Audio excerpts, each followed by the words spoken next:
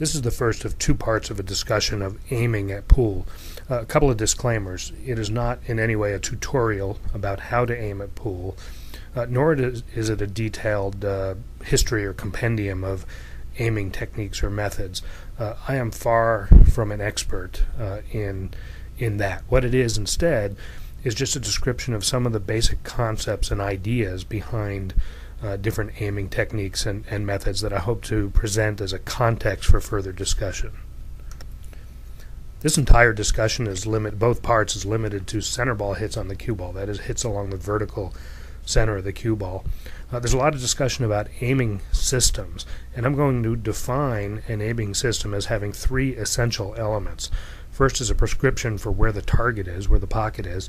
Second is a prescription for where to point the stick line. And third is a prescription for where to sight, the sight line. If a so-called system is missing one or more of these essential elements, then it may be very valuable information, but it is not an aiming system. Prescriptions for where the pocket is can take many forms. You could be determining a contact point, you could be recognizing or specifying an angle, or you could be recognizing or specifying a ball overlap.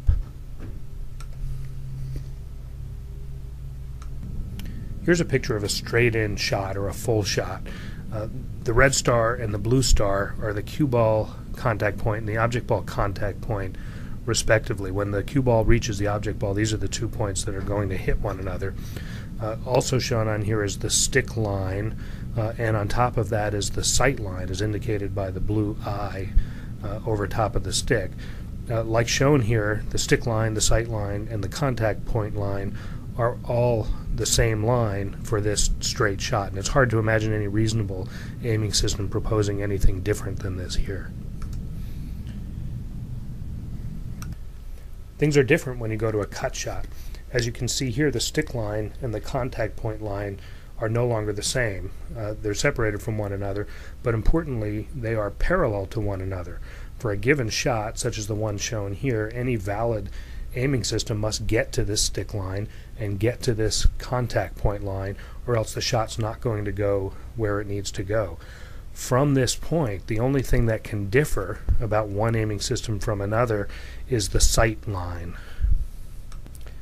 Getting the most productive sight line can be critically important. This is just an illustration showing how just changing vantage point by a few degrees can reveal a simplicity or a symmetry that was unavailable from the old view. Here's a cut to the right, maybe a 30-degree cut to the right with several different initial cue ball locations, from close to the object ball to far away from the object ball. Now imagine you're hitting this shot, cutting it to the right with the cue ball far from the object ball, the farthest shot. Be honest with yourself now. How do you do this? Many people will look at the contact point on the object ball first, and then they'll bend down over the shot with their eye or center of sight over top of the stick, and they will look at sight along that line from the stick to the contact point on the object ball. If you do that, you are not looking parallel to the line of the stick, parallel to the line the stick is moving. Furthermore, for every single one of these cue ball locations, you actually have a different sight line. That's a serious problem. What you're not doing is taking advantage of the symmetry of the situation. It's like you're not looking along the rows on the previous slide. So most aiming systems, or any reasonable aiming system, will have exactly the same sight line for any one of these shots. So I reject any aiming system that proposes the sight line not be parallel to the stick line. In fact, there's many players, even very experienced players, who, when introduced to a simple aiming system like fractional ball aiming system or something like that, think it's the greatest thing since sliced bread. I think the explanation for this is that they have not been aiming parallel to the stick line, like is shown here, and I think any simple aiming system that gets them to aim parallel to the stick line will let them take advantage of the symmetry we've been talking about. Ghost ball aiming is a good starting point for any discussion on aiming at pool. There's two different flavors of ghost ball aiming, simple ghost ball aiming and corrected ghost ball aiming.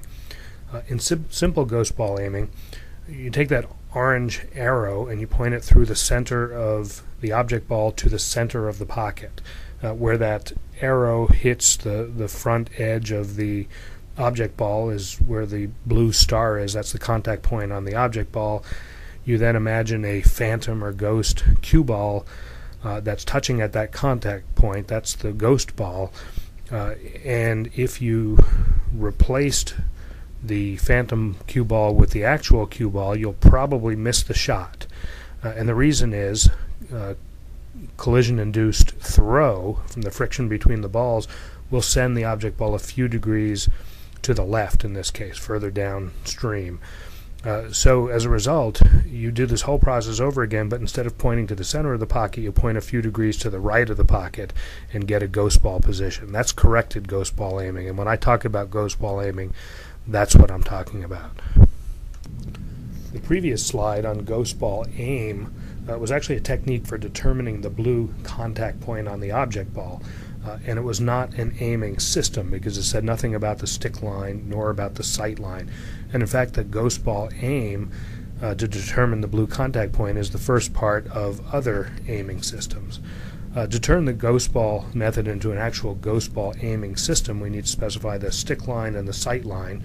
If we specify the stick line as going through the center of the ghost ball, as shown here, and we specify the sight line as being directly over top of the stick line, then we have the ghost ball aiming system. Note the red contact point on the cue ball here that's going to hit the blue contact point on the object ball, but that's no part of the ghost ball aiming system.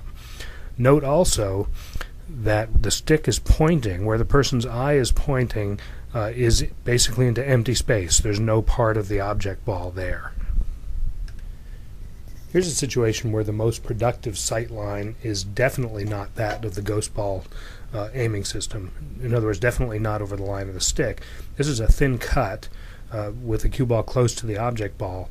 Almost any player, if you watch them and watch where their eye is, will sight this from the right edge of the cue ball to the left edge of the object ball.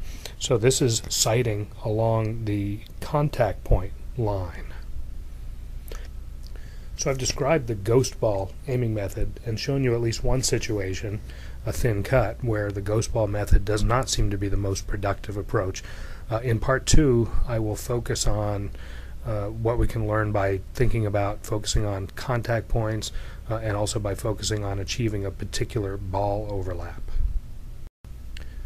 This is the first of two parts of a discussion of aiming at pool.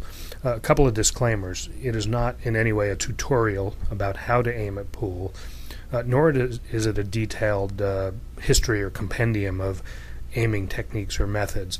I am far from an expert in that. What it is instead is just a description of some of the basic concepts and ideas behind different aiming techniques and methods that I hope to present as a context for further discussion. This entire discussion is both parts is limited to center ball hits on the cue ball, that is, hits along the vertical center of the cue ball. There's a lot of discussion about aiming systems, and I'm going to define an aiming system as having three essential elements. First is a prescription for where the target is, where the pocket is. Second is a prescription for where to point the stick line. And third is a prescription for where to sight, the sight line. If a so-called system is missing one or more of these essential elements, then it may be very valuable information, but it is not an